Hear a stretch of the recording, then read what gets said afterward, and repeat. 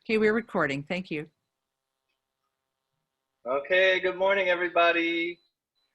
This is kind of crazy. Lama Kathy said this is the first time I'm doing this fall retreat thing as a teacher, and I was thinking it feels a little bit because Lama Kathy and Lama Tom were my teachers before I did the 3-year retreat and are still, and so I feel a little bit like I'm the band that has to go on between the Beatles and Elvis, but we'll give it a go. So welcome everybody. Thank you.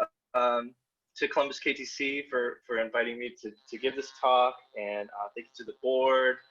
Thank you specifically to the communications team, which I used to be a part of. They work really hard every week to get all the news and details out about all these programs, and it's a lot of work and a lot of last minute stuff. So thank you to them, and it's really great we can do this. I did do the fall retreat, and it was really important to me. And actually, it was 10 years ago in 2010 when I did my first fall retreat. And I can trace my 3-year retreat directly back to that fall retreat. When I went and did that fall retreat, that was the first time I'd done any kind of retreat. And, you know, that also means it was the first time I dedicated a big chunk of time to Dharma.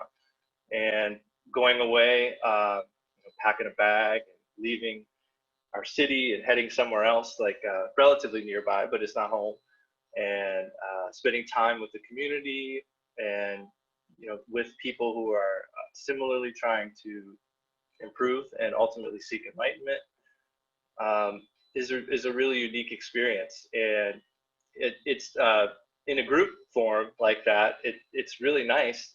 It's a lot of fun, but there's a real effect that takes place when you spend that much time working on your mind. And it's some meditation, some teaching, some just companionship, and all of those things still work together in this sort of umbrella of Dharma activity. And it was a really important experience for me. And I can remember coming back, I don't know if it was the Sunday of the retreat when the retreat ended or the day after, but I went to dinner with a friend, and I remember telling him, like, this stuff works, man. Like this meditation, this stuff works. And I feel different than I've ever felt, like, just after doing 2 days of this. Like, I hear there's this thing called the 3-year retreat, and maybe that's something that could be something I could do someday. I think I'm gonna start thinking about that. And that was exactly what had happened, was after the 2010 fall retreat. So it was 10 years ago today that I started my path towards that 3-year retreat that I finished. People seem to ask, like, it ended March 9th, and people tend to ask, like, if it got called off or cut short because of that timing. But that's exactly when it was supposed to end.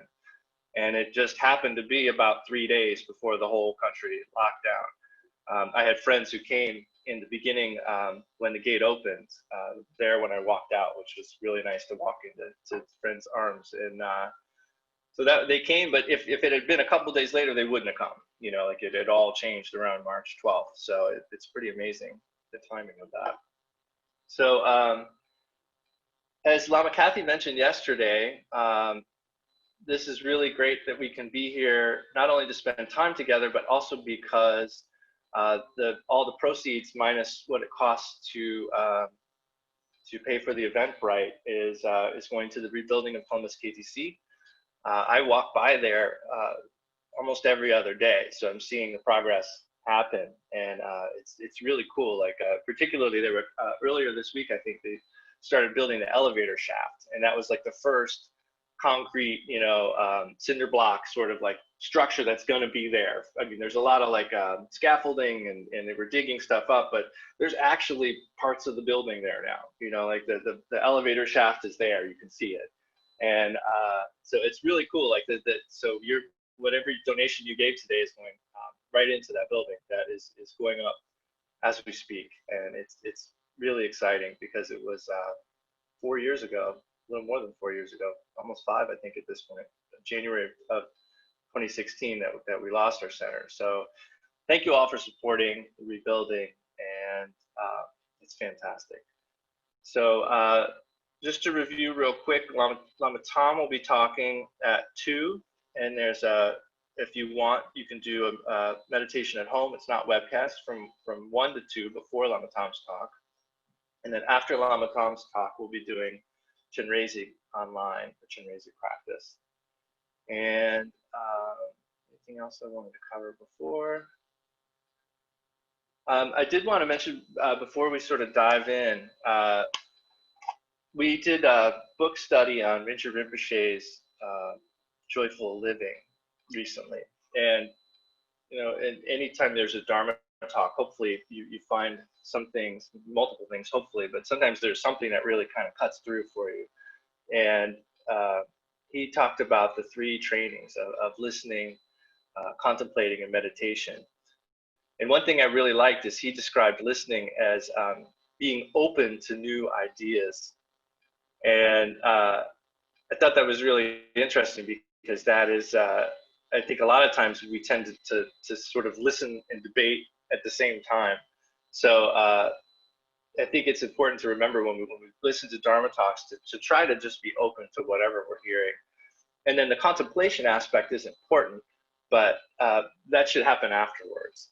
So when we listen, we try to just be open, and then in fact we should contemplate. So that it's not that the debating or the examination of what's being taught shouldn't happen. It really should happen, but it's important when we're actually in a talk or when someone is actually presenting to really try to just be open and let whatever's being said kind of be absorbed, and then afterwards to try to examine it, like the Buddha said, to examine his teachings as if they were gold.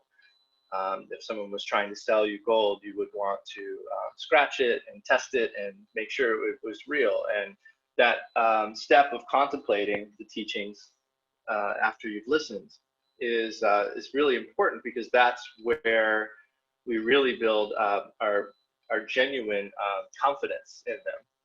And I'm using the word confidence, but it's important to know that the Tibetan word depa, which we frequently translate as faith, is actually a meaning closer to confidence born of repeated testing. So it's really good afterwards to take things that you've heard and really kind of examine them in your head. You can even try it in your mind to disprove them and see if that's possible. And through doing this sort of testing, that's when we start to realize within ourselves that they're true. It's not just because someone else said it. And it's not asked of us in Buddhism. It's not asked of us to just believe stuff. Like it's important to really examine it. So that's the contemplation step. And then we meditate. And that's really what brings it all together. So let's begin with the 4-line refuge prayer. And we'll say it 3 times in Tibetan. And if you're familiar, you can chant along. If not, just join in your heart and make the aspiration that we can bring all beings to perfect Buddhahood. And what we're going to be saying in Tibetan is, to the Buddha, Dharma, and the Sangha, I take refuge until I reach awakening. By the merit of accomplishing the 6 perfections, may I attain Buddhahood for the benefit of all beings. And so what we're really saying here is that we believe that the Buddha did sort of reach this perfection. He attained his full potential. And so we take refuge in him as the teacher. We take refuge in the Dharma as the teachings. And we take refuge in the Sangha as the community that can help us on this path. So let's chant together. O Sanje Chudang Suki Chodang La Jamchu Padu Dagni Kyapsuji Dagi Jinso Kipe Sunangi Drola Penchir Sangye Jupashu Sangye Chudang Suki Chodang La Jamchu Padu Dagni Kyapsuji Dagi Jinso Kipe Sunangi Drola Penchir Sangye Jupashu Sangye Chidang Zuki Chudang Danju Padu Dani Kyatsuji Dagi Jinso Ki Sunamki Jola Tenchi Sangye Drupashu Aben Sawe Mama Rinpoche Nagi Chigo Tededen Shulon Amen Chumpo Goneje Sande Kusun Taki Nujupsa Musu.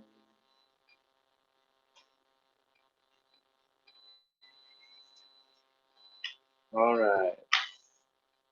So, the title of this weekend is A Mindful Life.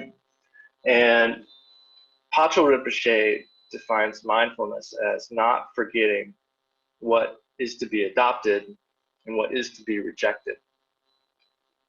And so that's kind of the through line to me as far as what I'm going to talk about today.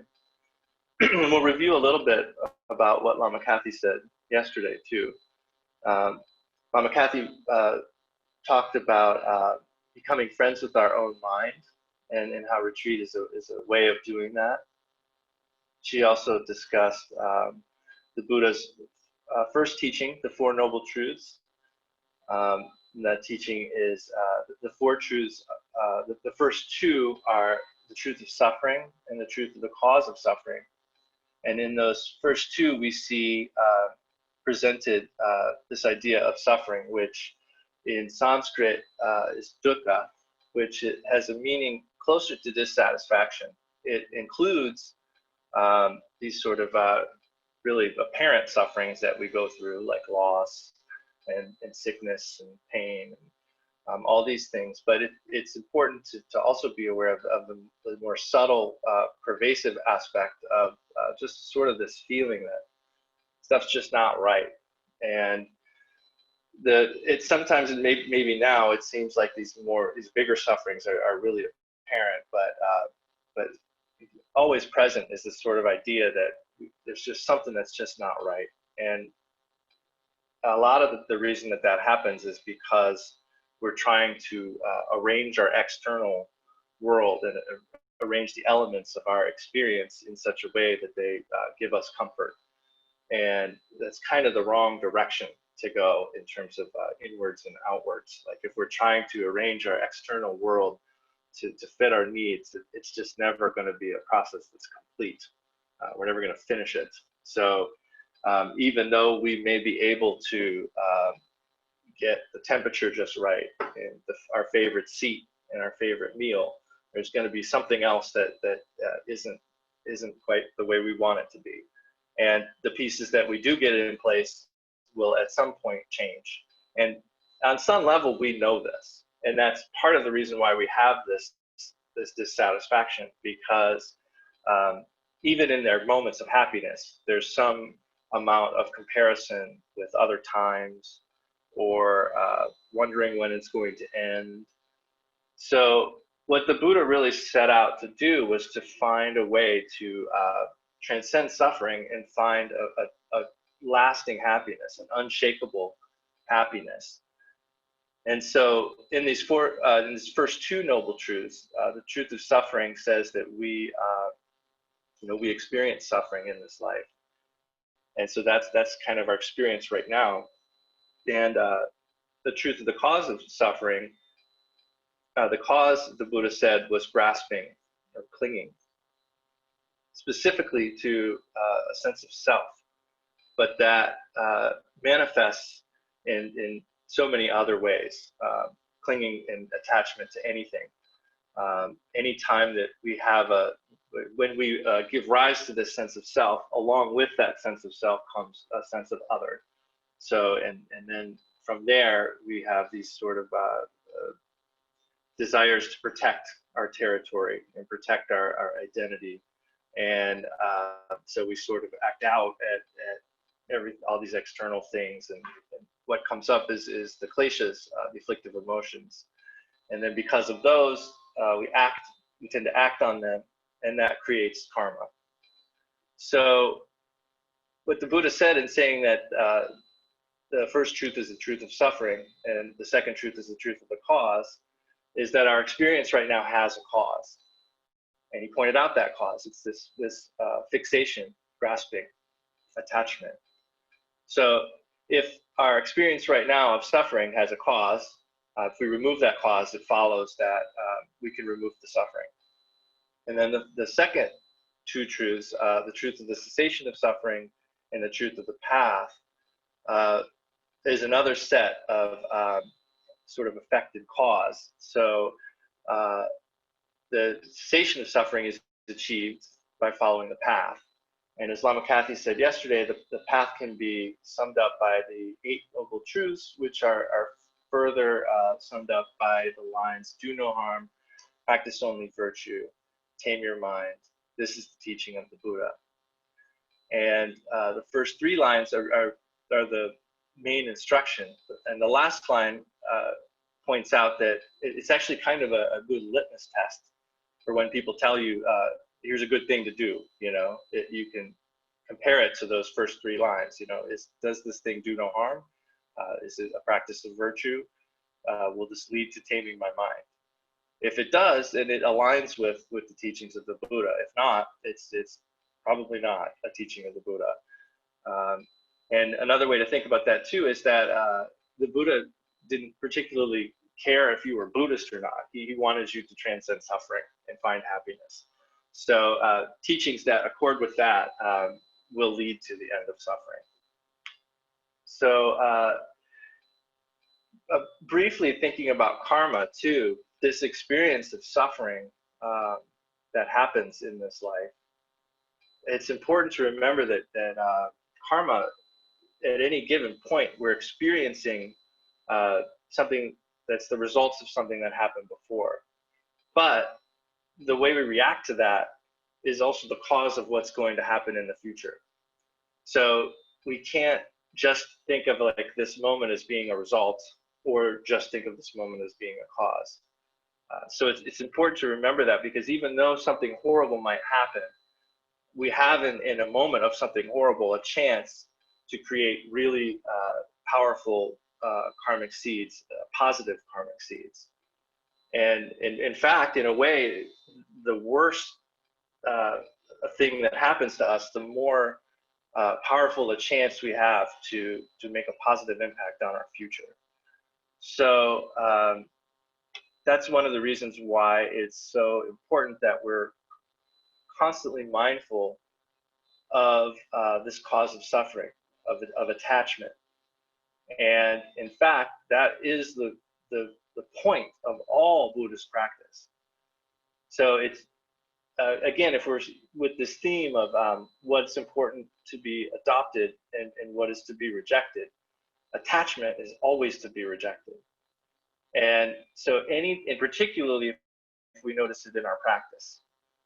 And in a way that sounds like a really big deal, you know, like, I mean, so much of our life is built around attachment, and we're not going to just tear it all down at once. It's impossible, and it would probably be quite traumatic. But we do it gradually, and it is possible to do through time. So so this attachment is something we need to watch out for. This is attachment and grasping and clinging. And like I said, it seems maybe like a big deal, but it's also a small, it's also a really sort of subtle and small practice that you can engage in all the time. It's something you can watch for, and through your meditation, you'll become more able to see it when it arises. And when you do, even if it's just a small situation, like I'm thinking of looking at a pizza you're going to share with someone, and you know, if you're a meat eater, you know, the slice with the 4 slices of pepperoni, or the slice with the 2 pieces of pepperoni, you know, which one are you going to take, or which one are you going to give to your family member? You know, like sometimes it's nice to give them the slice with the 4 pieces of pepperoni. You know, like these very small things are ways that we can start to undo the attachment. And even just by ourselves, you know, sometimes if something's making us uncomfortable, or bored. It's okay sometimes to sit with those things, just a little bit, just for a little while, because those things do start to chip away at this big, this primary cause of suffering, which is again attachment. So there's a couple topics today. Generally, I'm talking about compassion today, but there's a couple little sort of loose ends that I also wanted to include. And one of them was about my experience in the 3-year retreat regarding ritual. And I don't want to spend too much time on this, but I think it's important to note that like a lot of times people wonder about all the sort of bells and whistles we have in Tibetan Buddhism and why we have to do all this stuff. But it's important to note that we all have rituals that we've established throughout our whole lives, and in many ways, each of our days is a ritual that we played out the day before and the day before that.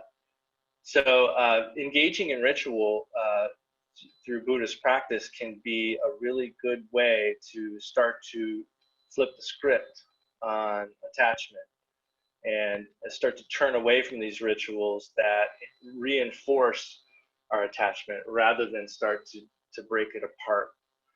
So for instance, as I mentioned earlier about karma, when we're experiencing something, when we're experiencing some kind of suffering, a moment of clinging or grasping, our sort of default reaction, the one that we've been habitually programmed for, is to react by protecting the self. And we've learned that does temporarily alleviate the suffering. And because we've learned that temporarily it can give us a little respite, we've habituated ourselves to doing that. But what's interesting is it's not going to last, whatever relief we get. And it's also important to note that every time we do something like that, we are creating the seeds of future suffering, because we know the Buddha said that attachment to the self is the cause of suffering. So in these moments when we try to react in protection of the self, we are also creating the seeds of future suffering. So it's a little, I always get confused about the word ironic. I know there's a right way to use it and a wrong way. I have to re-examine that. But it seems kind of ironic, right? That when we suffer, we end up doing things that create future suffering in order to escape from the suffering. It doesn't really make any sense. And furthermore, reacting in that way also reinforces the habit and strengthens this habit of clinging to the self. So how do we undo that? Like, what are some good methods of undoing that? And the main practice we're going to talk about today is Tonglen. And it's a pretty radical practice. And I'm going to use as my source text for this a document that's available on lamakathy.net. And she has a section called Teachings. And I tore through those teachings when I first started practicing Buddhism, because there is so much good stuff on there that she compiled from the teachings of Khenpo Karthar Rinpoche, the founder of our center, and my teacher, and Lama Kathy's teacher, and the abbot of our home monastery, Karmatriana Dharmachakra. He passed away last year, but his teachings will be around for a long, long, long time. So I highly recommend examining that library of teachings. And I'm going to be using this one called Using Tonglen in Daily Life. And so I'm going to read from here for a moment. It says, the goal of Buddhist practice is to pacify our minds. Why is this the aim? When we have different thoughts, the mind pushes us to do whatever it thinks. Therefore, all verbal and physical actions, positive and negative, begin with the mind. So the goal is to pacify the origin of all these actions. When the mind is well trained, like a well-trained horse, It will obey its master and be useful. If it is not trained, like the untrained horse, it can harm its master, even threaten its life. So it's very important to train the mind. In Buddhism, the initial technique of mind training is shine meditation, shamatha in Sanskrit, which is also called calm abiding meditation. Shine is important for beginners because at first the mind is very vulnerable to distraction. Like a round object placed on a table, it has a tendency to roll. Shine helps the mind to develop stability. Developing calmness through shine is not the final stage of meditation, however, because we still have neurotic thoughts. To reach that final stage where neurotic thoughts are uprooted, we need the other skillful means of Buddhism. So as you recall, yesterday, Lama Kathy gave a brief instruction on shine, and we did a couple sessions. And shine is really important to help us begin to get some sort of clarity and some sort of tranquility that will then be the basis of our further Dharma work. And that's why this very seemingly simple meditation of shine is common to all Buddhist traditions. And it is the predecessor, in a way, almost the prerequisite to anything we do after that. The clarity that we gain and the ability to, like Lama Kathy used the word empowered, like when we start to recognize that our thoughts arise and dissipate, and that we are still here, that it's not, that we, in other words, like we are not our thoughts. Once we start to realize that, we gain an ability to make some choices about our thoughts. And that's the seed that makes everything else in Dharma practice possible, because you have to have that ability to make a choice about your thoughts, because usually, many times anyway, it seems like emotions in a stimulus like arise at the same time. It looks like when something happens, like we have this idea that someone made us angry. If they come in the room, they say something, then we think that thing made us angry. But we start to learn through our practice of calm abiding meditation that those things they aren't one thing. These two, we start to see the gap between them, and it increases through practice.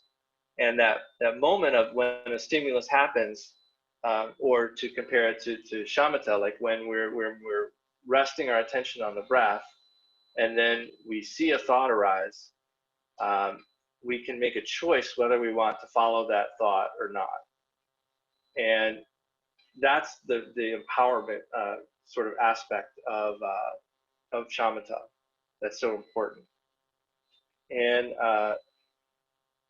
so I'd like to take a minute just to do a short session of shamatha, like we did yesterday. I'm not going to give the full instruction that Lama Kathy did yesterday, but in terms of physical posture, let's try to create a good base. If you're in a chair, feet on the floor, you're on the ground, legs in a comfortable position, either crossed or one in front of the other.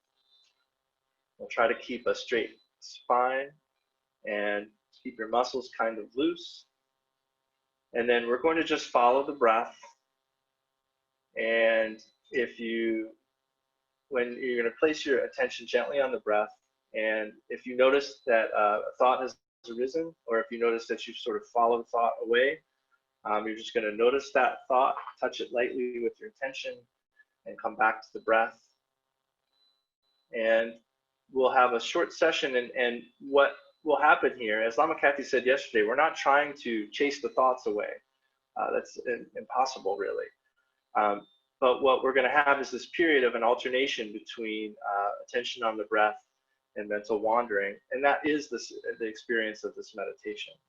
So let's try that for just a minute together.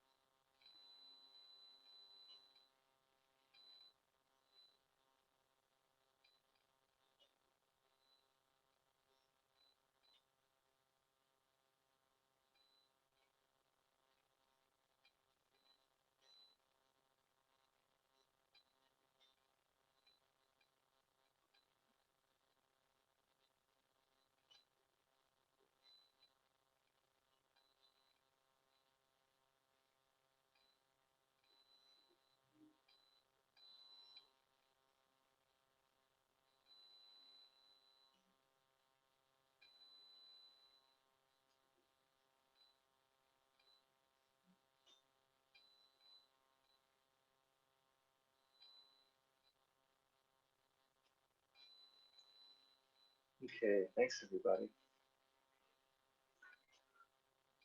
So Kevo Rinpoche has said that there's two faculties that we're cultivating in that process. And they are this faculty of mindfulness, which we already said is remembering what to adopt and what to reject. So another way of saying that is remembering to apply the technique in the practice. And then the other faculty is alertness. And that's the faculty that catches when we have strayed from that technique. And I think this is a really important thing to remember off the cushion too, in the sense that when we catch ourselves going off the rails, so to speak, in one way or another, whether it's anger or self, being hard on ourselves or others, or fear, whatever thing that we feel is that we shouldn't be doing, it's a mistake. It's important to remember that is that faculty of alertness that we're cultivating in shamatha, and that's our opportunity to return for a fresh start, like Lama Kathy says.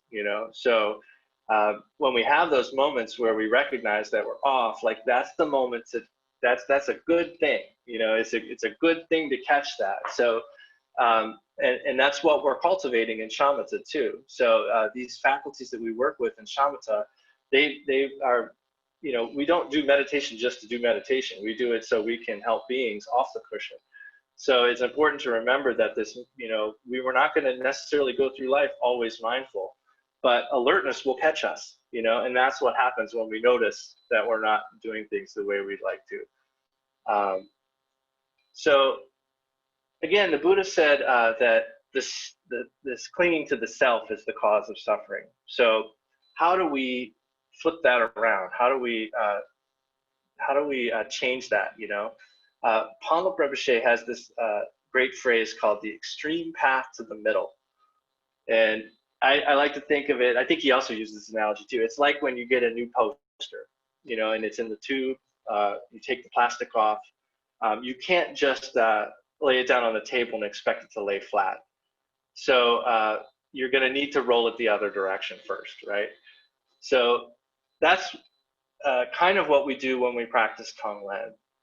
Tonglen is a part of a larger cycle of teachings called the Lojong teachings. And Lama Kathy recently did a book study about this book, The Great Path of Awakening. And I'm sure we'll do more in the future. It's a fantastic book, and it's extremely profound group of teachings. And there's a lot we could talk about with that. But today I just wanted to focus on just the Tonglen. And so to jump back to this using Tonglen in daily life, it says, we should recognize that mental happiness does not come from an external source. It is internal in origin. And we should see that the internal happiness is the ultimate happiness. And this is like one of my favorite couple stanzas from The Way of the Bodhisattva, when Shantideva says, "To cover all the earth with sheets of leather, where could such amounts of skin be found? But with the leather soles of just my shoes, it is as though I cover all the earth." So it's like if you're going to take a walk and you need to protect your feet, there's a couple approaches. You could try to find enough leather to cover everywhere in the world, or you could put some leather on your feet. And that's what we do when we work with our minds and when we work with meditation. And he goes on to say, "And thus the outer course of things I myself cannot restrain, but let me just restrain my mind in what is left to be restrained." So I think that's what we're talking about here, about this inner happiness. So to jump back to using Tonglen in daily life, if one is always aggressive or filled with greed and other negative emotions, one is unable to experience any inner happiness, even if external conditions are good. The remedy for this is to develop true love and compassion, which destroy hate and other afflictive emotions. Attachment, aggression, and all the other conflicting emotions come from grasping at the concept of self, or I. Since we are preoccupied with this I, we forget others. But when we have true love and compassion, we are not concerned with our own needs only, but instead are concerned with the needs of others. Ignorance is eliminated once we have developed loving kindness and compassion. which is the absence of anger and attachment. And in the absence of ignorance, one will know how to help others. In essence, we become selfless. When we talk about becoming selfless, people tend to get frightened because they think that becoming selfless means that they will not take care of themselves. But becoming selfless actually means caring without clinging. When we have no fixation on the self, we have the capacity to care for others. To overcome the notion of self, we need to train our minds, because what we are doing in essence is changing our habits. And so a couple definitions. Loving kindness in the Buddhist context means the wish for others to be happy. And when we talk about compassion, we're saying the wish for others to be without suffering. And so there's another word we should talk about is bodhicitta. Bodhi comes from the same root as Buddha. And Buddha means the awakened one. So in bodhicitta, we have this bodhi again means awakening, and then citta is mind. So bodhicitta is the mind of awakening. So to put this into the mindfulness context, what is to be adopted here is this motivation of bodhicitta, and that is the wish for all beings to have happiness and the causes of happiness, and suffering, be free of suffering and the causes of suffering. And furthermore, we want this perfect happiness for beings, this unshakable happiness. So we also want to bring them to complete Buddhahood. That's the biggest aspiration we could make. And it is as immeasurable as there are beings in all the worlds. So this is the hugest aspiration we can ever think of. And what we work with when we do Tonglen is bodhicitta. That's the foundation of what we're doing. And it's also the motivation for all of our practices. And that's why we dedicate the merit when we finish. And before we start, we make some sort of aspiration for the benefit of beings. And when we said the refuge prayer, we said the last line is, may I attain Buddhahood for the benefit of all beings. So this is like the excellent at the beginning, excellent in the middle, excellent at the end Tibetan saying. Like we've started with this aspiration, we carry it out through the practice, and then we close with that same aspiration. So there's two aspects to bodhicitta. There's an ultimate and a relative aspect, and I don't want to go too deeply into the ultimate aspect. It's really profound teaching, and we could talk about it for a long time. But what's important to know is that, it's also important to know that the ultimate aspect is pretty tough for us to grab. And in fact, in the Great Path, Jamgon Khantrul says, true ultimate bodhicitta will not arise in the course of experience of beginners, but relative bodhicitta will definitely arise if they train in it. With the development of relative bodhicitta, ultimate bodhicitta will be realized naturally. So the ultimate aspect is this wisdom that's beyond conceptuality and beyond duality.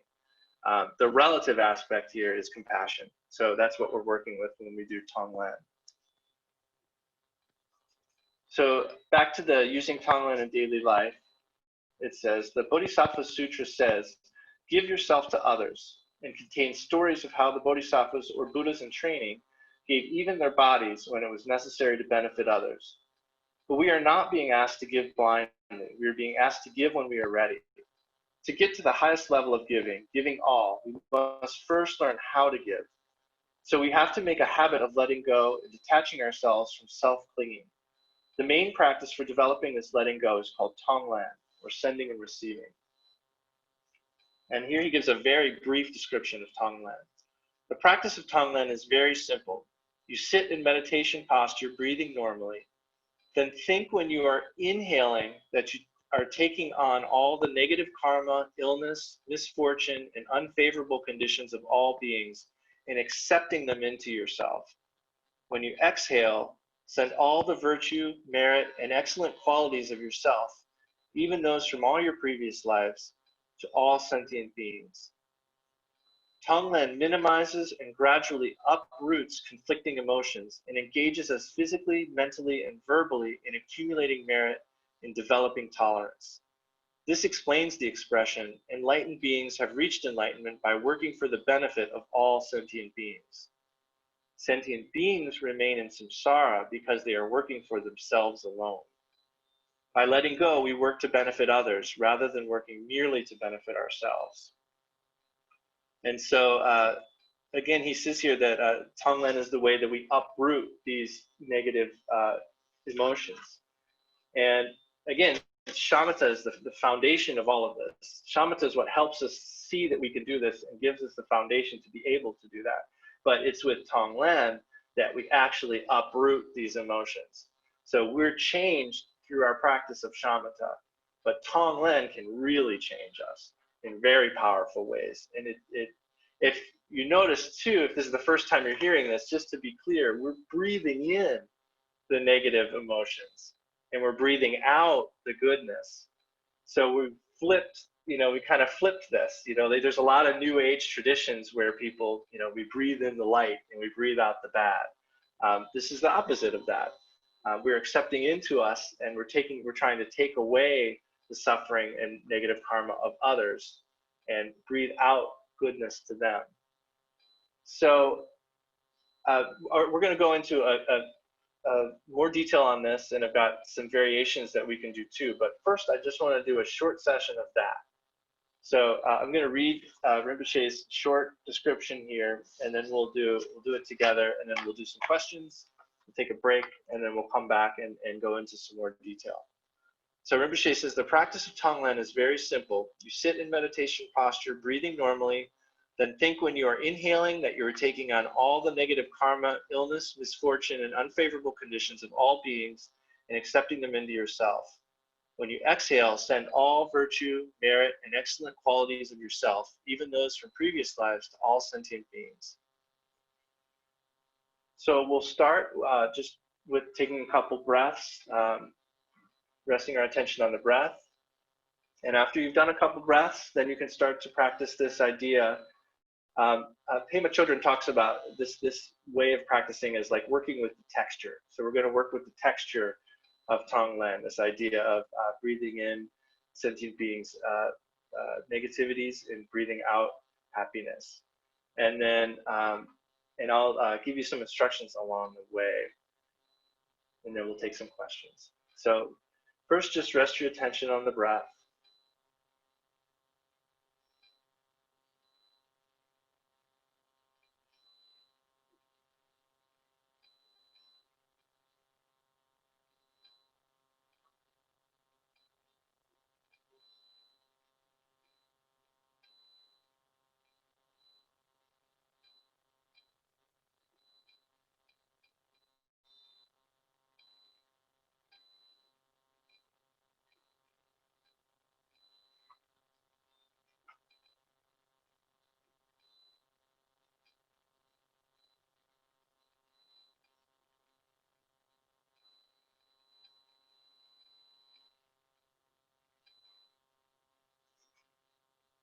Now begin with each exhalation of your breath to imagine that whatever merit you've accumulated from beginningless time are accumulating now and will accumulate in all future times radiates toward all sentient beings. Just as when the sun shines, the rays of light radiate toward all places. With your exhalation, these positive qualities radiate, bringing happiness, well-being, comfort, health, and longevity to all beings without discrimination. And when you inhale, imagine you're inhaling all the suffering, confusion, sickness, turmoil, and conflict of sentient beings.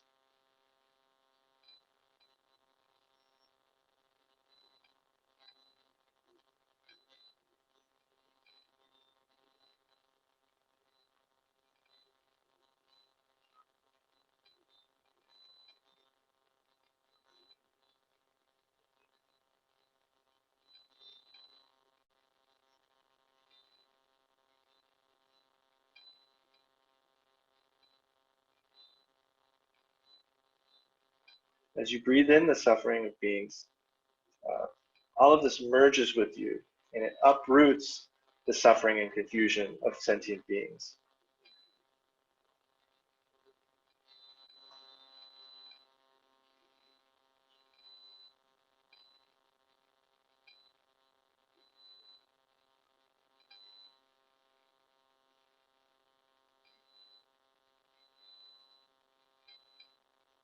Because of the strength of bodhicitta, the power of your sincere attitude of wanting to benefit beings, as soon as the suffering merges with you, it dissolves into nothing and disappears. It's just as if you had collected some dust together into a little pile, and a strong wind blew it away.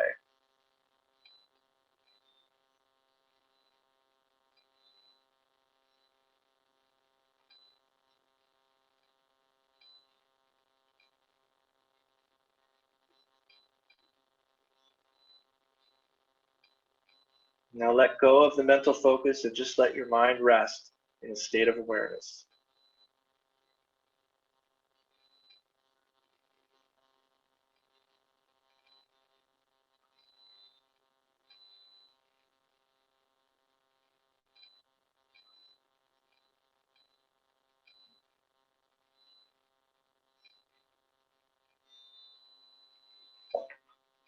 Okay, thanks everybody.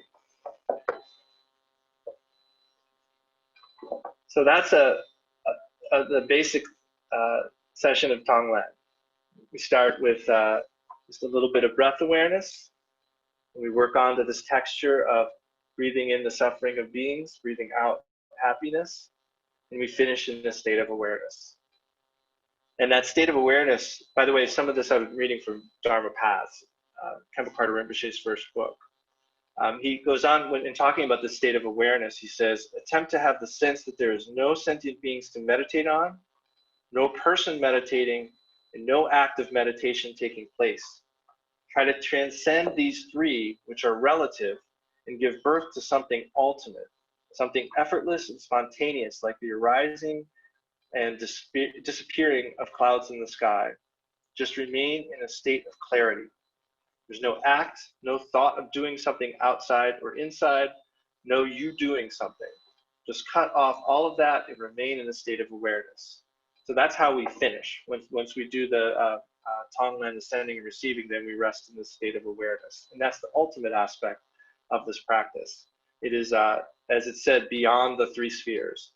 And those three spheres are what Rinpoche said here as no meditation, no one to be meditated upon, and no person meditating, no separation. So I'll open it up for some questions before we take a little break, and when we come back, we'll go into some more detail on all that. So feel free to write any questions into the chat, or if you want to unmute yourself and ask verbally with the audio.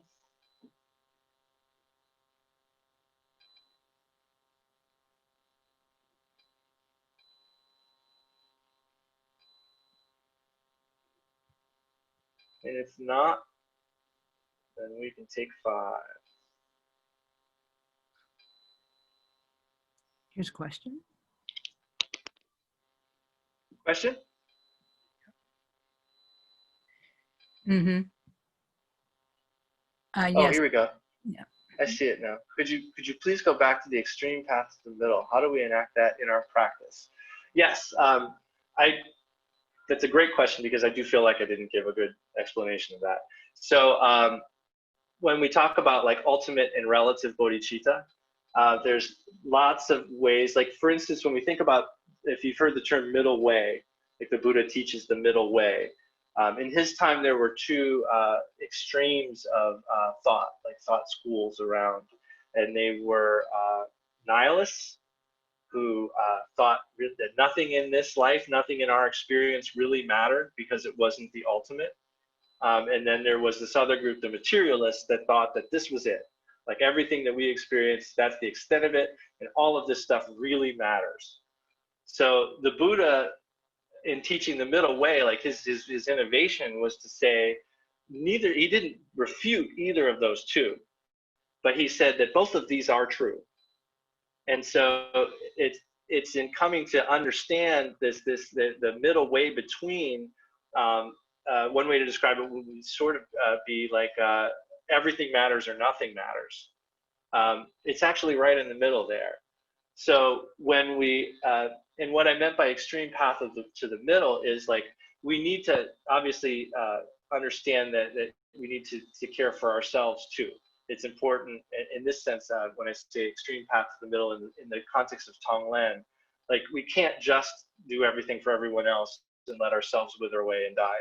Like we need this precious human birth to grow and develop and progress on the path towards Buddhahood.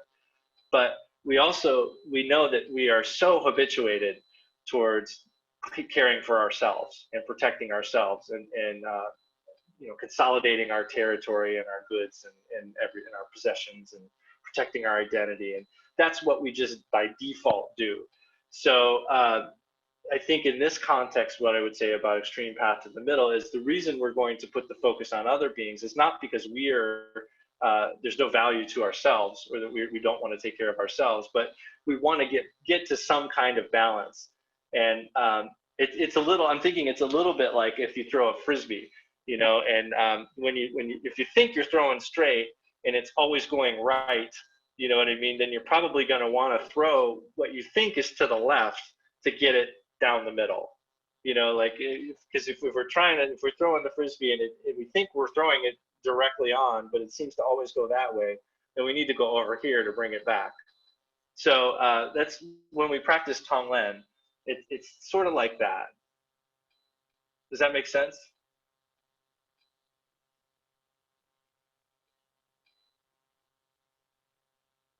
And then I also see. Oh, go ahead. No, it's okay. I just saw that. I wanted to make sure you saw it. Thanks. Oh, yeah. So good. Thanks, Linda. And then, so I see here, how can we deepen and extend our Tonglen practice? We'll do that in the next hour, for sure. Good question, Patricia.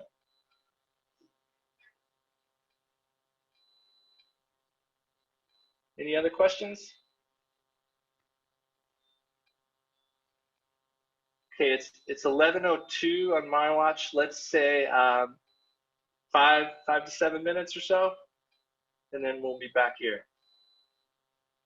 Okay, thanks everybody. See you soon.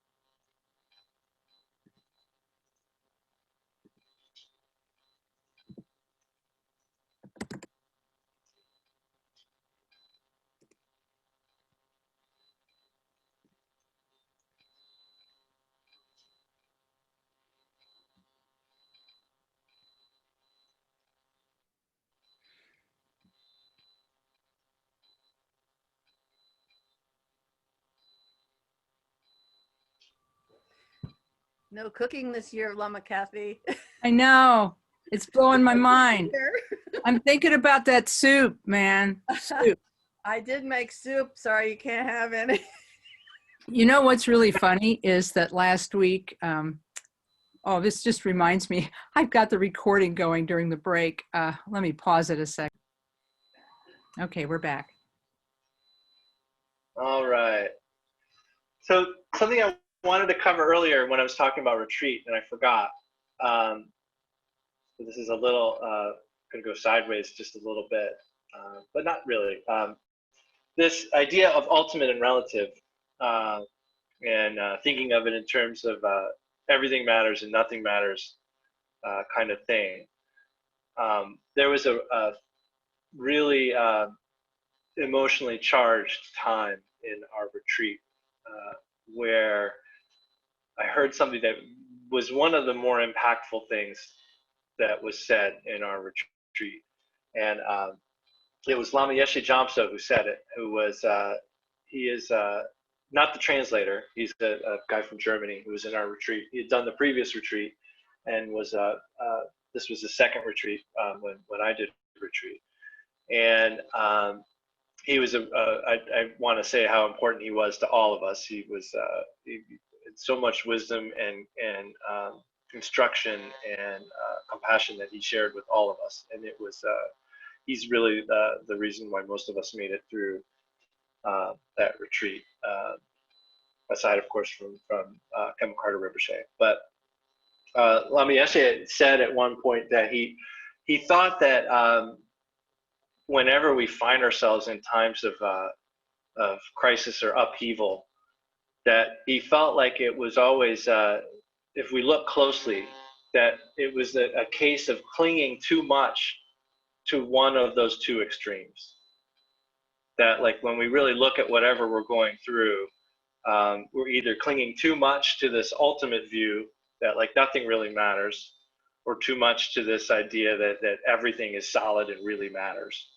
And again, this the Buddhist, you know, the middle way is one of the ways that we talk about the Buddha's teaching. So that it really is kind of getting right to the core of what the Buddha taught. And so that advice has been really helpful to me. And I would say I probably look to that advice maybe every day if I remember what to adopt, you know, and what to reject. So I wanted to share that with you. So we did a short session of Tonglen a minute ago. It had three basic elements. It had this element of a little bit of shamatha in the beginning, then the taking and sending in the middle, and then we finished with a open awareness. And so now let's go into a little bit more detail on that.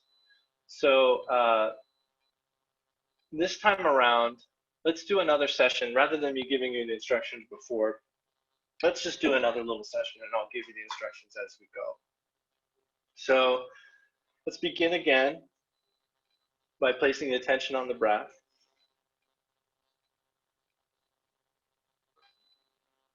Of course, take care of your posture too.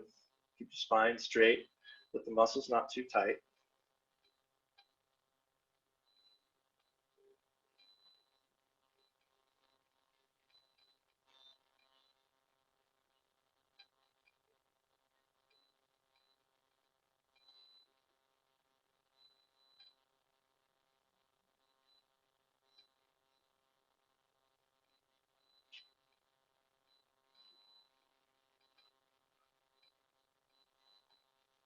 And now bring to mind in front of you someone who's really dear to you. Someone who, when you think of them, you naturally have feelings of love and compassion. It can be a spouse or a parent, a child, a friend, even a pet. And imagine that person in front of you.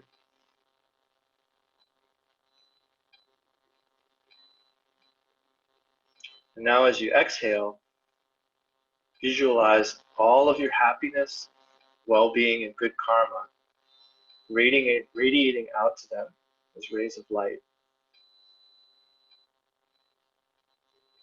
going out to the person you're visualizing.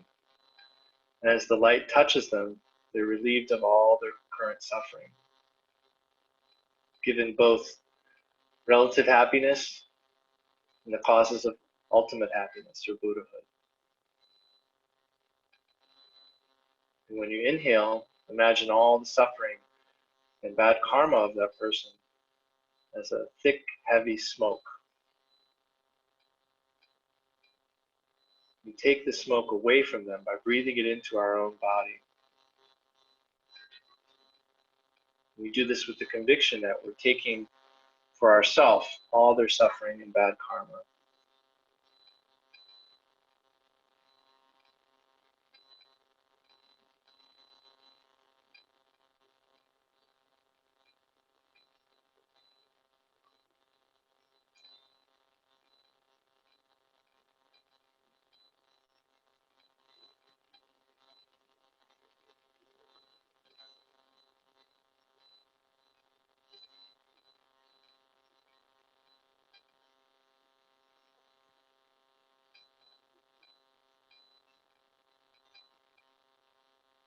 Now expand your visualization out to include all sentient beings, breathing in the suffering of all beings, breathing happiness out to all beings.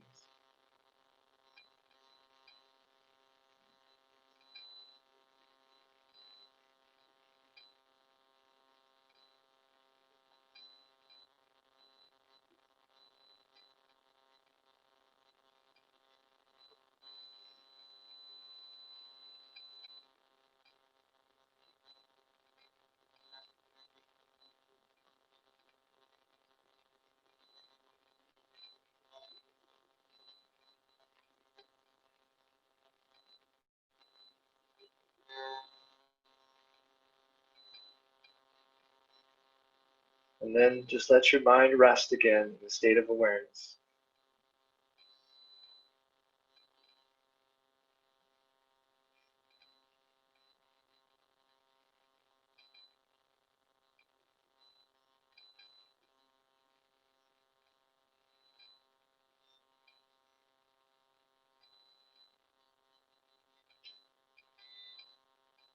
All right. Thank you.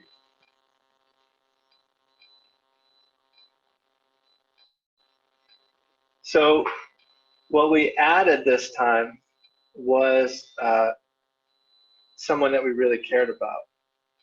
And this is useful because what we're really trying to develop here is this impartial compassion. And we have as part of our Buddha nature that we all have to the same degree, and it's in each and every sentient being. We have this limitless compassion. It's just obscured to us right now. And the best way that we can get close to understanding that is in thinking of these people who are really close to us. Like these feelings of love and compassion arise most naturally with those people. And then when we extend it out to all sentient beings, that's how we start to work towards this impartiality. Because really we should be able, ideally, to give that same compassion to all sentient beings that we encounter. And I saw a quote the other day from Dilgo Khyentse Rinpoche that I really liked. He said, "Enlightenment will be ours when we are able to care for others as much as we now care for ourselves, and ignore ourselves to the same extent that we now ignore others." And so this idea that we can extend the same compassion to all beings, and in fact we have that capability to do that. And part of what we work with when we do these visualizations and these exercises of Tonglen is to come to understand that we don't lose anything through giving away all this happiness and love. And it's not like, it's really no different to give this love and compassion to one being than it is to give it to all sentient beings. And it also should be noted that that we are not, there's no danger to us in doing this practice. Like a lot of times in the beginning, it seems weird to be, or maybe frightening to be trying to take on the suffering of others. But as Rinpoche said, the power of our motivation, of the bodhicitta, causes those things to just disappear. Furthermore, we can't actually take on other people's karma where we're at, in our practice. There are, there's just, we can talk about realized masters and what they can do, but we're not there. So for us, we cannot take away the suffering of beings. This is an exercise, we're working with our minds. So there's no need to worry about that. And we don't actually lose our happiness or our causes of happiness when we breathe out these things. Similarly, and maybe the most important thing to know is if we're afraid this is going to cause us suffering through breathing in these negativities and breathing out our happiness, we just need to think a little bit about the Four Noble Truths and what the Buddha said was the cause of suffering. I mean, if we fear suffering, we know that the cause of suffering is attachment to the self. And in doing a practice like this, we are not at all focusing on the self. We're focusing on all sentient beings. So this is a cause of happiness, doing a practice like this.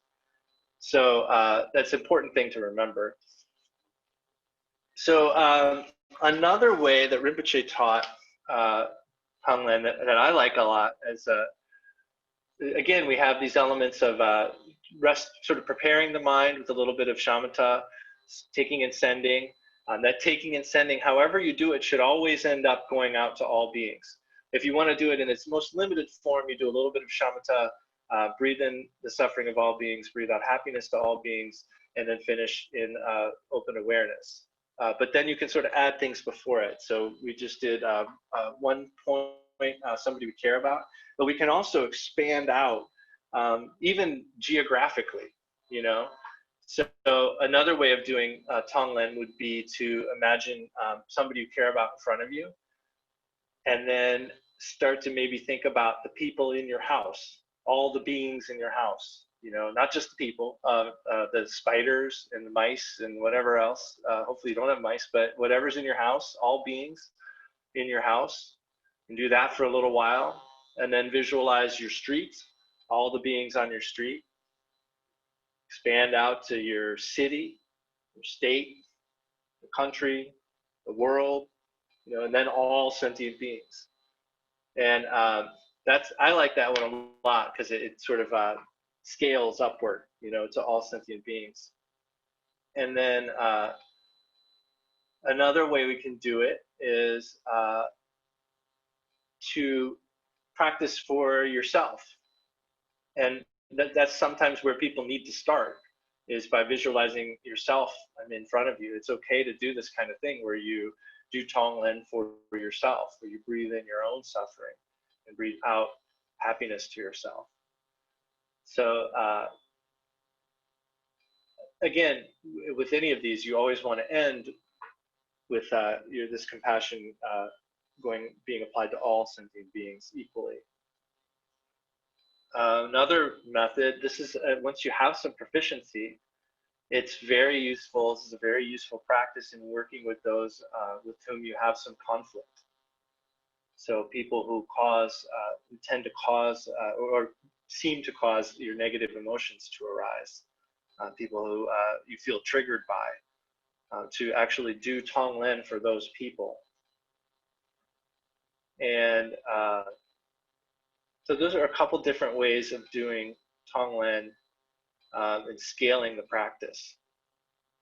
You can also do this practice in an off-the-cushion, informal way, just whenever you see suffering or arguing or conflict.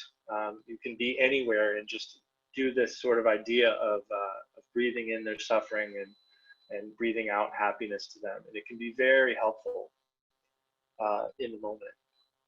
And it's also something, again, I said that we can't actually take on the suffering or bad karma of others, but if someone we know is suffering or sick or anything like that, a lot of times we feel helpless.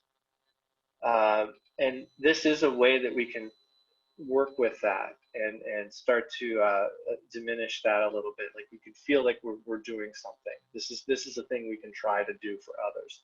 And whether or not we're actually taking away their suffering or not, we are increasing our own loving kindness and compassion, and that does have effect on the world around us, and particularly on the people close to us. So in a way, it does affect them. You know, we may not be directly removing their negative karma, but this practice will benefit them indirectly. You know.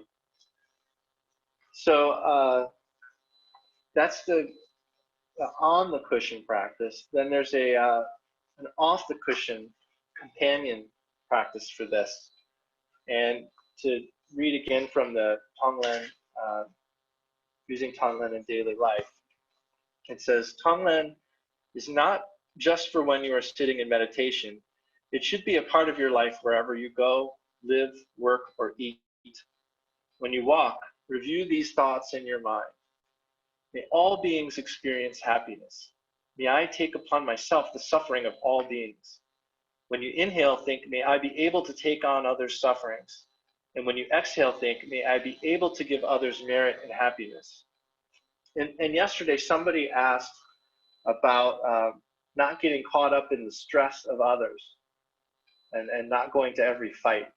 And this is a good example of how that can help, you know, because we want to be able to take on others' suffering. And part of that is understanding that I think we all get a little swept up when we see conflict and pain. And I think we maybe try to push it away, or we have a fear of getting close to it, like it can somehow infect us, just like being around these types of things.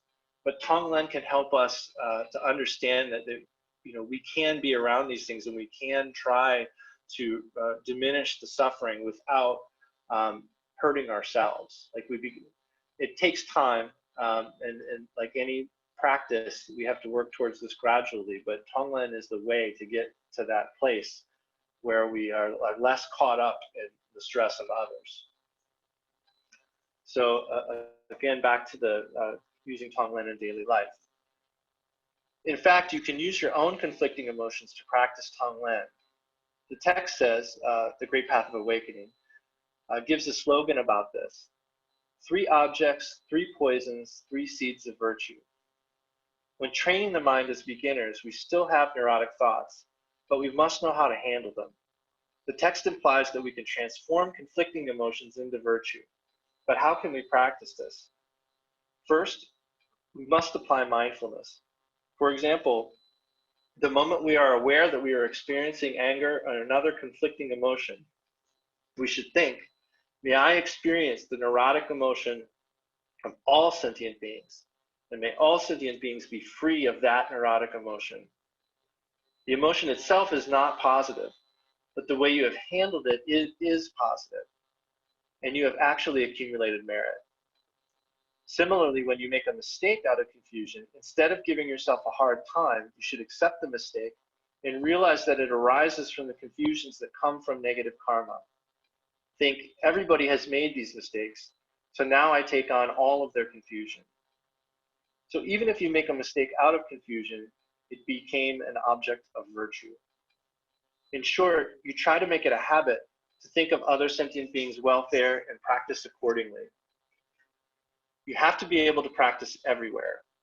When you're practicing anything, meditation, a sadhana, a chanting meditation, or whatever, think, I am practicing to benefit all living beings in the beginning, middle, and end of the practice.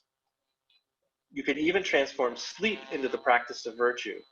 If you go to sleep thinking, I will help living beings, your sleep will benefit living beings. But you must remember to do this every time you go to sleep, even when you wake up during the night and then return to sleep.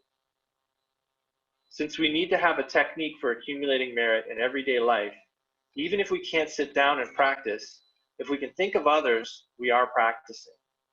If we enjoy a meal and we think of sharing the joy with others, that is practice. In this way, every activity of life can become practice.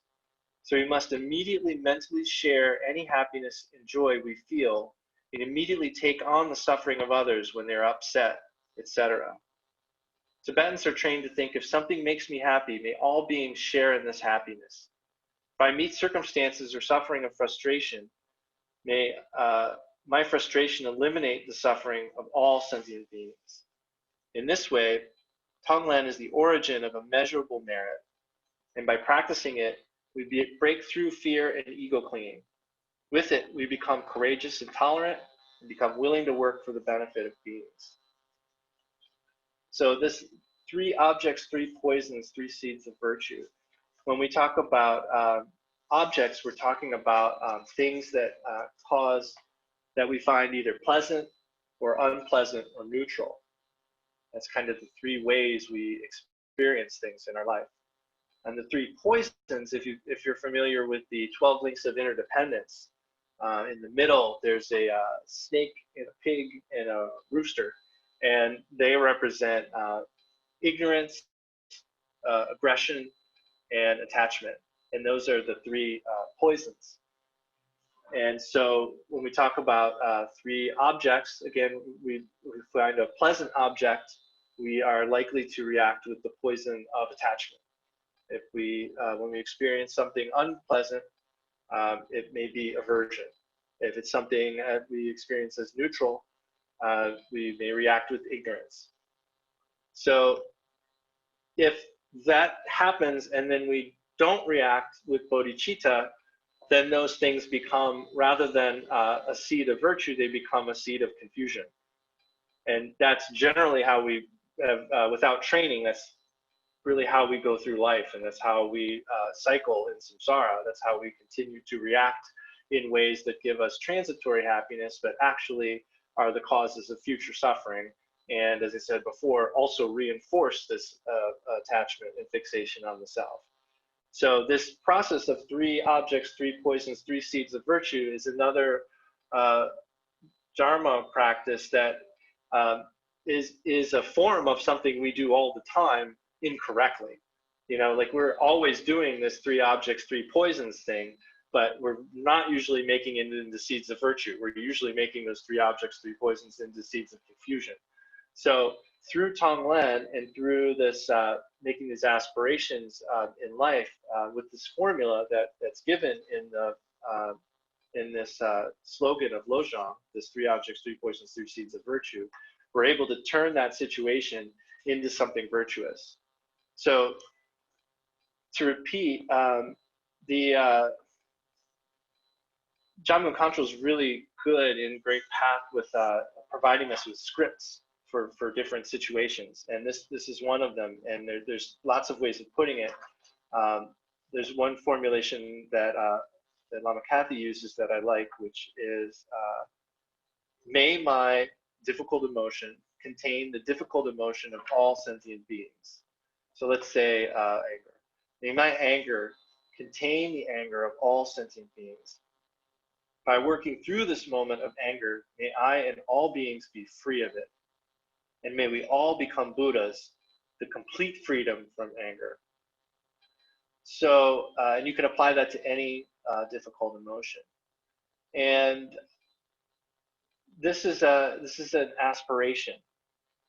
And working with aspirations is actually a really good practice to do, because it helps to, it's kind of like working out. It builds our muscles, you know, our mental muscles, to try to have this wider view of beings, and also to expand what we think is possible as far as our goodness and our virtue, what we're capable of doing. And when we use terms like immeasurable sentient beings and the 4 immeasurables, which you may be familiar with, the 4 immeasurables are, may all beings have happiness and the causes of happiness, which sounds like what I said before is love and kindness, right? May all beings be free of suffering and the causes of suffering, which is compassion. May they never be separated from the highest bliss, which is without suffering. And may they come to rest in great impartiality, which is free from attachment and aversion, free from near and far. That's something that is chanted frequently in the beginning of Buddhist practices as a way of generating bodhicitta. And it's called the Four Immeasurables because sentient beings are immeasurable. So when we make these aspirations and we work with trying to expand our view and expand our compassion to include all sentient beings without exception, the benefit of that is immeasurable because beings are immeasurable. If the amount of sentient beings is immeasurable. So in cultivating these aspirations to benefit all sentient beings, we're cultivating this ability to have this non-referential, immeasurable compassion. And this compassion is often compared to like the light of the sun, in the sense that the sun shines and whatever is in front of it is illuminated. The sun doesn't choose to where it's sending its rays. Whatever is there is receives that sun and is illuminated. So as you go through your day, using this 3 objects, 3 poisons, 3 seeds of virtue, it's one of those things where it's a little, I'll be honest, the whole compassion thing to me as a new Buddhist was super cheesy. Like it just didn't, compassion just was a weird word to me, and all of this felt pretty stilted and contrived in the beginning. But that's okay. Like that's we have to learn to work with this, and it isn't our habit to think these ways. So it doesn't have to feel super genuine and natural in the beginning. Like we can still work with these things, and there still will be benefit, and we should obviously work with these things. So so this is one way of doing it, is using these scripts. And you can find the formulation for these things in the Great Path of Awakening, or I guess you'll have a video of this, so you can also revisit and write anything down that you want. So that's the off the cushion companion to Tonglen, is this 3 objects, 3 poisons, 3 seeds of virtue. And a couple other ways of doing it would be, again, if you make mistakes, instead of giving yourself a hard time, you think all beings make mistakes. May my mistake contain the mistakes of all sentient beings. By my going through this, may I and all beings be free from mistakes. May we all attain Buddhahood.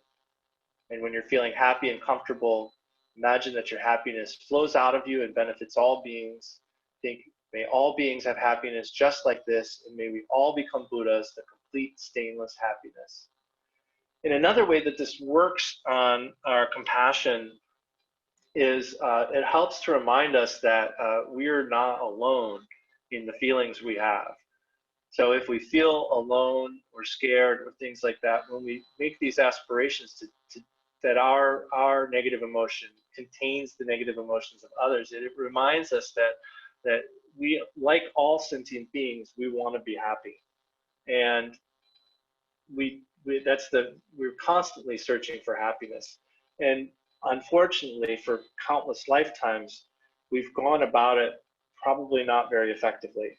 And in fact, in our search for happiness, we've actually caused suffering for both ourselves and others. And in that way, all sentient beings are equal. Like we are all equal in that regard. Again, not just humans, animals, and any other type of beings that we want to talk about. So this is another way to think about this 3 objects, 3 poisons thing. Is it puts us in a family of sentient beings. It puts us in a community that's all going through similar stuff. It seems like we all have these very different, unique lives, but the issues we're all experiencing are the same.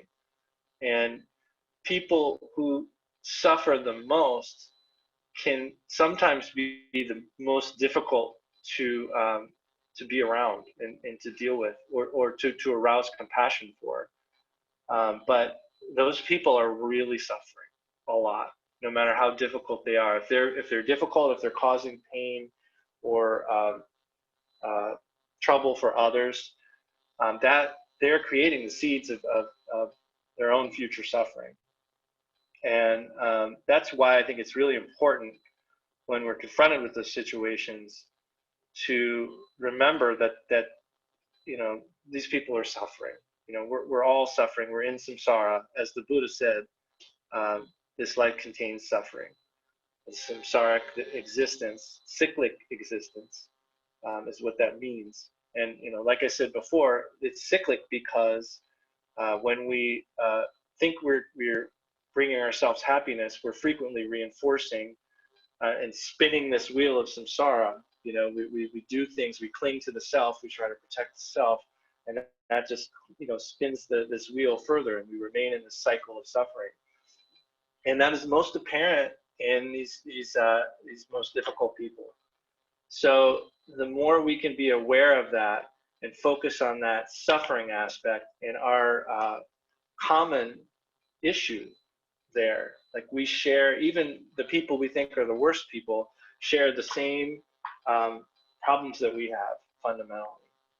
And it is much more beneficial for us to wish for their enlightenment and their freedom from suffering, and for them to have true lasting happiness, than it is for us to focus on their faults or their flaws or the things that we think are different about them from us.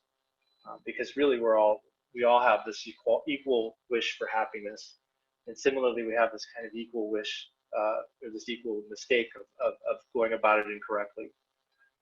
So let's do one more session of a short session of Tonglen, and then we'll do some questions.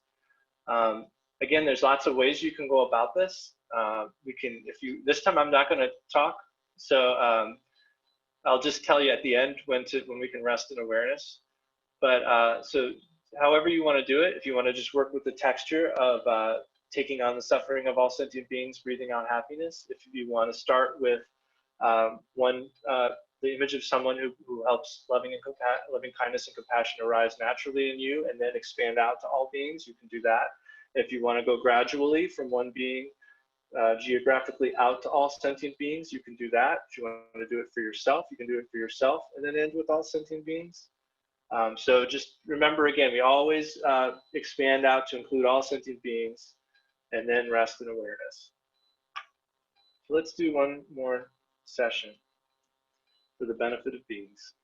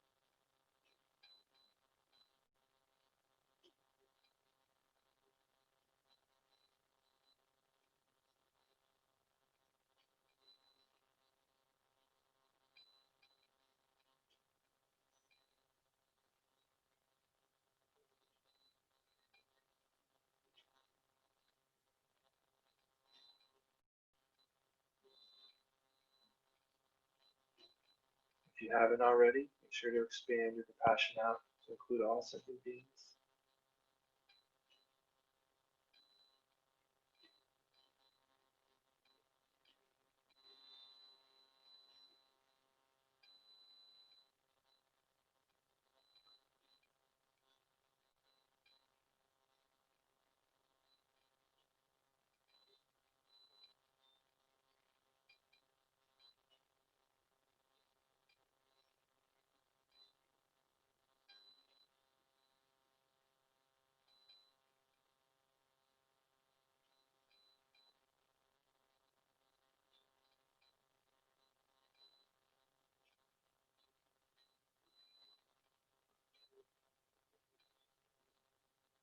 And let your mind rest in open awareness.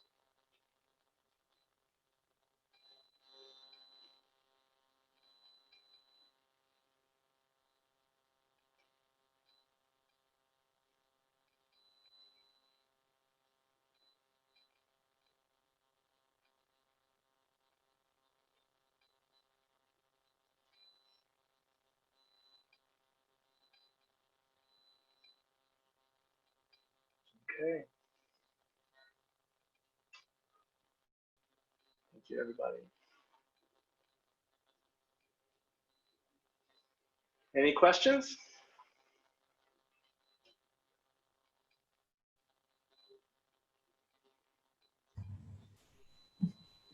I have a question. Yes, Irene. Okay. Let me see if I could put this. I realize that Tong Lin or Lojong or all those things, I'm not really good with the terms. I guess it's mainly from what you're saying to train ourselves so that when we are in a situation with people or animals or whatever, or the environment, that we will do better. But I really felt sad when you said that because we're not realized, or we're not, we're not high beings or whatever, that you're really not helping anybody at the time you're doing it. And I totally thought I was. I totally thought I'm sitting here and, that person who I either love or don't love, somehow one little particle of my feeling of, wanting them to be either happy or not suffer, or somebody I don't even know, that, yeah, they're, one little drop of this is going to touch them. And I don't know if from what you're saying, it's like, no, they're not, you're not doing anything for them now, like maybe one day when you see them, because you won't be so messed up. Thank you. That's a good question. I'm sorry if I made you feel like you're doing nothing for other beings. I wouldn't say that's true. And I didn't say this, but it might make you, it might help to know that there are stories of people actually taking away the suffering of others. There's stories about teachers. There's actually one I remember about a teacher who was giving a talk, and in the middle of the talk, he like winced, and people said, "What happened?" And he said, "Outside, somebody just stoned a dog," and he lifted up his shirt and there was a bruise. So it's not that there's no chance you could be helping other beings. And in fact, if you think you're helping other beings, you're doing it right. So I don't want you to think that what you're doing can't help other beings. It's more important that if you feel like, there's a lot of people who feel averse to doing this practice because they think they're going to hurt themselves through doing this practice. Mm-hmm. So your aspiration to really help other people is something you should cultivate and hang on to. Like, I please don't let what I've said take that away from you. That is fantastic that you feel that way, and you should continue to feel that way for the purposes that you explained. Thank you. Yes, totally. Keep that. Like, don't let me talk you out of that for sure, because the idea is you do want to believe you're doing that. And so I'm really glad you asked this question, because the whole point is to earnestly feel like you're doing this. And so it's important, if you think that you're going to, the idea is if again, like all Buddhist practice should be getting at reducing our attachment. So if this practice is causing you to feel like you need to protect yourself, then it's important to remind yourself that it's not hurting you, But definitely keep that view and expand it, for sure, because that is the way the practice works, and everybody should know that, So if your feelings about the practice are making you are increasing your self-fixation, that's a pitfall in the practice. That's an error. But if you really feel like you can and you want to help others, you should do that, and that will help them. You know, like I just to repeat too, like whatever you're doing to increase your own loving kindness and compassion does radiate out and help others. And it can through helping you, you can help others, and this is yeah, it's fantastic you feel that way. I hope I didn't take it away from you. No, you gave it back. Good. Yeah, totally. Go about it that way for sure. Anyone else? There are 3 questions in chat. Yeah. What was the challenge you faced during your retreat, and do you still face it? Has your approach changed? Great question. And actually, this fits in really well here. There's a number of things I wanted to talk about today, but I didn't get to. So this is kind of one of them, which is which really relates to this, again, this middle way thing, which is to me the through line of the retreat. I think it maybe goes without saying, but it's worth saying that retreat is hard, and it's long days, and you know, there's a perfect way of doing retreat. And if you're familiar with Khenpo Carter Rinpoche, he always taught the perfect way of doing it, you know, the best way of doing it. And he was completely compassionate and kind, and took each student for who they were and where they were at any given time. And he could be so gentle and kind with us, but he pushed us, you know. And I needed that in a teacher. I needed somebody who says, like, you know, you do it this way, because I'm the kind of person, I know that if someone says, if you want, you can take an inch, I'm going to take the inch, you know. So I needed somebody who didn't do that, you know.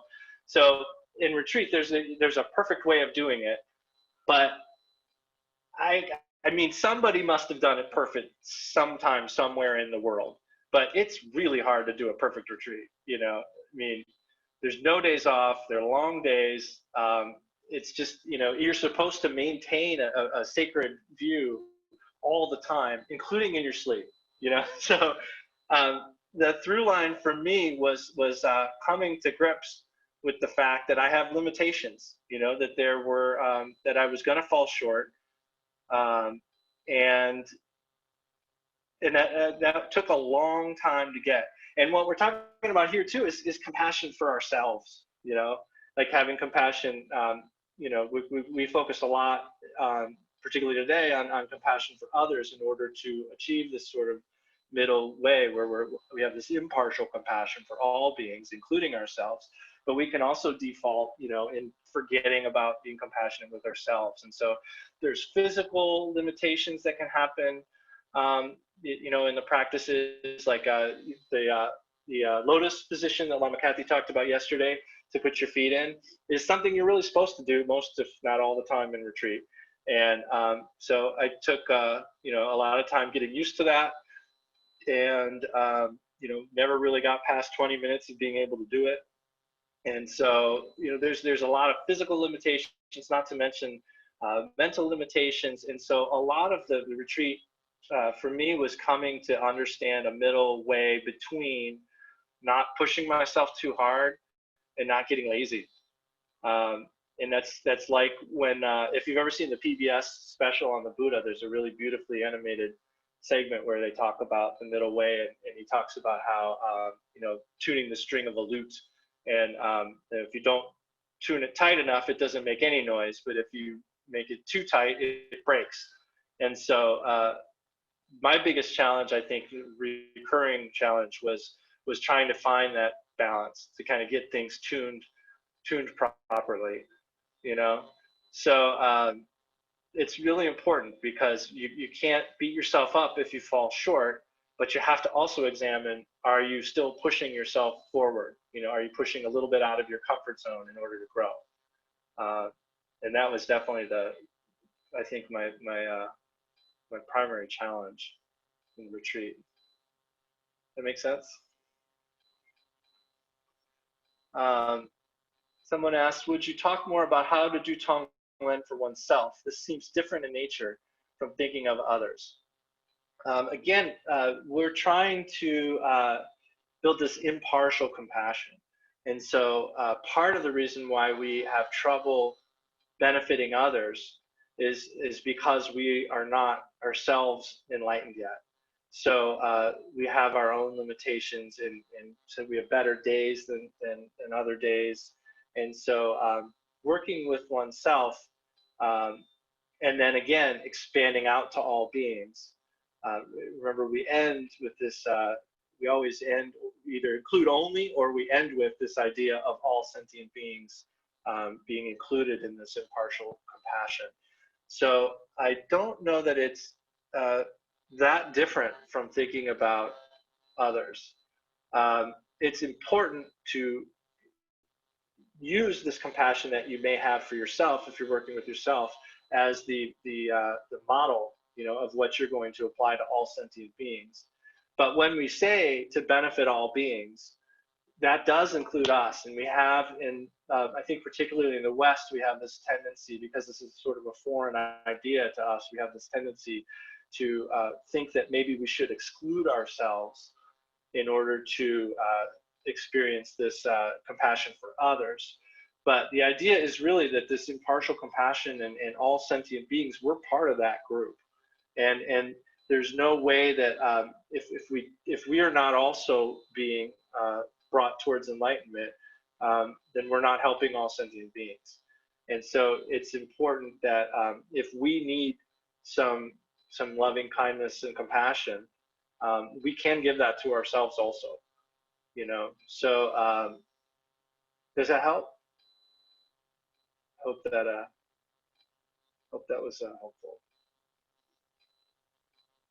So one more. Since samsara is a state of mind, it doesn't matter where in the called universe you go, you will always be in it. So it doesn't have a physical place, like it is not just on Earth, right? Think right. Yeah. There's yeah, for sure. I mean, it's not limited to just here. We're thinking immeasurable. Like this is where the direction we're going is you know, more vast than we can currently even understand. Does that get at what you're asking, Helder? Cool. Anyone else?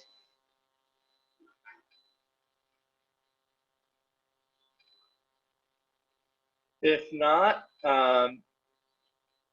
thank you all so much. I'm really excited to be able to talk about this. Appreciate the opportunity. I wish to confess any errors I may have made in my talk today. Those are completely my own. And I hope that you will explore this further in the writings of some of the great masters like John Control Rinpoche, and of course, Khenpo Karthar Rinpoche. Again, lamakathy.net, the section for teachings, has all kinds of very useful stuff. And I want to acknowledge my teachers, His Holiness the Karmapa, Khenpo Karthar Rinpoche, Taisiju Rinpoche, Lama Kathy, and Lama Tom, and give them endless thanks. And let's, as we said before, bodhicitta is something we want to make the aspiration for at the beginning. We want to maintain it in the middle, and we finish at the end with bodhicitta by dedicating the merit of our practice or our listening to the benefit of all sentient beings. So let's say a short prayer of dedication, making the wish that our practice today is of benefit to all beings without discrimination, including ourselves, equally to all beings, that they may be free of suffering and come to perfect Buddhahood. So through this merit, may all beings obtain the omniscience of Buddhahood and defeat our common enemy, wrongdoing, from the stormy waves of birth, old age, sickness, and death. In the ocean of samsara, may we free all beings. May we free all beings. May we free all beings.